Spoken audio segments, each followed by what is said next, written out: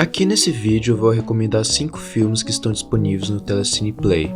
Fica mais fácil porque eles estão realmente dispostos a adicionar cada vez mais filmes de todos os tipos e gostos.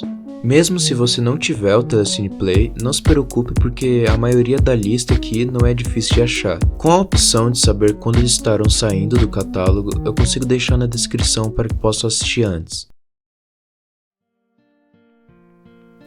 Eraserhead, que acabou no Brasil com o título No Céu Tudo é Perfeito, é o primeiro filme do David Lynch. Se você não conhece o David Lynch, ele foi um diretor, agora já estando com 75 anos, que se afastou muito do que se costumava ser feito nos estúdios de Hollywood, com filmes bem mais surrealistas.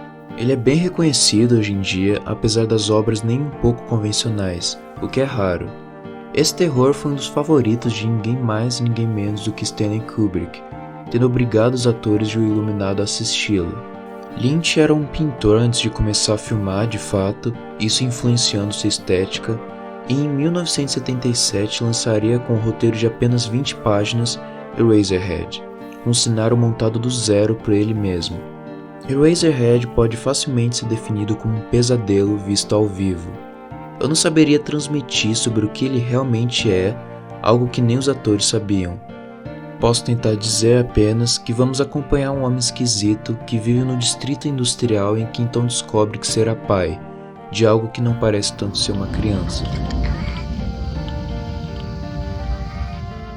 Para mim, ficando atrás apenas de Um Império dos Sonhos, essa experiência é mais puramente lynchiana, e que desde cedo traz todos os elementos que, de modo inexplicável, criam a atmosfera de um sonho ruim.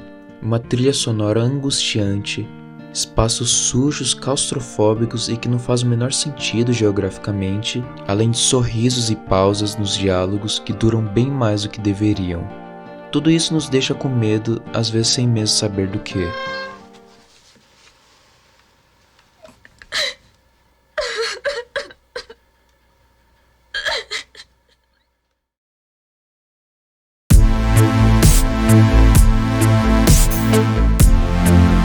O próximo filme da lista é o Babel, dirigido pelo Alejandro Inarritu. Aqui ele vai pegar aquela mesma fórmula de contar várias histórias de pessoas completamente diferentes ao mesmo tempo. Nós vamos acompanhar um casal americano de férias em Marrocos, 2 irmãos que vivem lá, uma babá no México e uma menina surda no Japão. As suas vidas vão acabar se entrelaçando, não necessariamente em ordem cronológica, de um jeito mais sutil em alguns casos e bem mais direto em outros. O que acontece é que essas interações vão ocorrer por causa de uma tragédia que vai desencadeando outras. O forte do filme vai ser justamente que ele consegue escancarar todas as barreiras que separam esses indivíduos, sejam físicas, culturais e principalmente por causa do idioma. Por mais que todos eles estejam muito ligados uns aos outros, acabam por não enxergarem isso, tendo até às vezes um certo preconceito e não conseguirem se comunicar ou se expressar com o outro, o que se torna bem triste. É com certeza um filme que vai te emocionar bastante.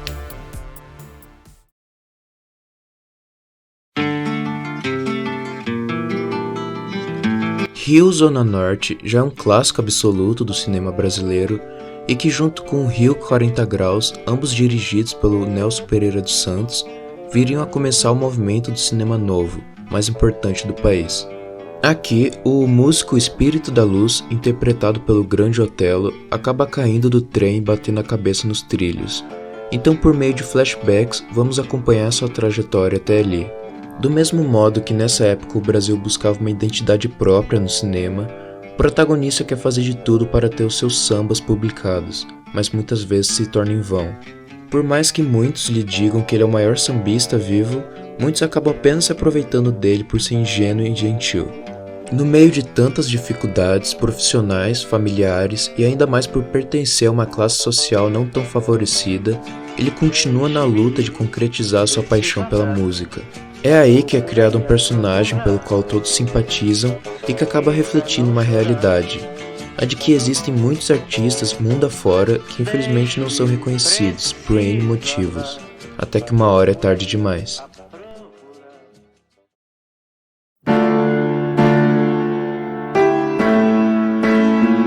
Nunca é demais recomendar Cidadão Kane, Por mais que já seja um clássico absoluto, é mais do que certo que todo mundo pelo menos já ouviu falar dele.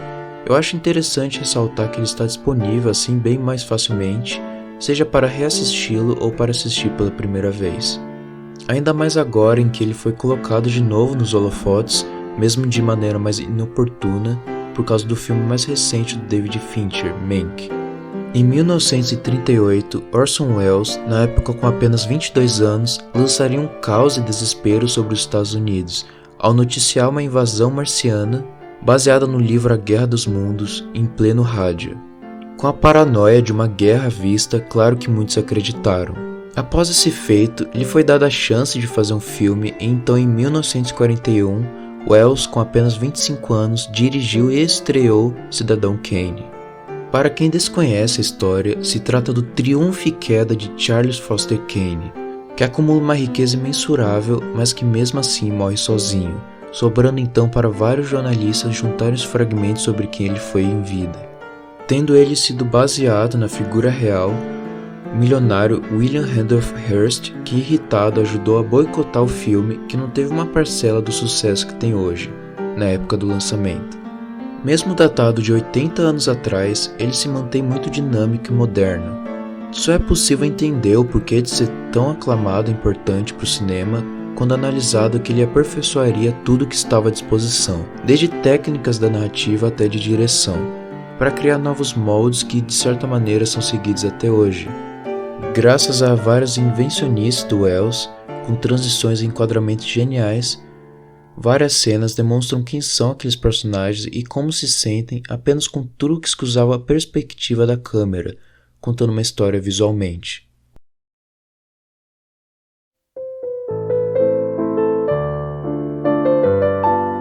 Era uma Vez na América foi a última obra-prima do diretor Sergio Leone, o mesmo de vários filmes de faroeste como Era uma Vez no Oeste e a trilogia dos Dólares, com Clint Eastwood, e eu considero esse daqui o melhor disparado. O que pode acabar assustando à primeira vista é a sua duração, afinal ele tem 3 horas e 50, quase 4 horas, mas pode ter certeza de que cada minuto vale a pena e que cada cena está lá por um motivo. Muitos até dizem que o filme talvez só não se destacou mais e ganhou o Oscar de 84 porque a versão que saiu na época foi extremamente cortada, com 2 horas e meia a menos, tendo obviamente muitas lacunas na história. Sergio Leone demorou 13 anos preparando o que viria a ser um verdadeiro épico sobre os altos e baixos de um grupo de amigos que cresce em um bairro de judeus em Nova York e logo entram juntos na vida do crime.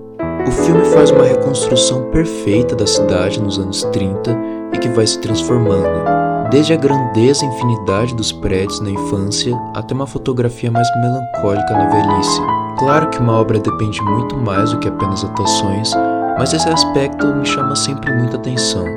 E talvez por isso me afaste mais de outros trabalhos do diretor, como em Era uma Vez no Oeste, com interpretações mais engessadas.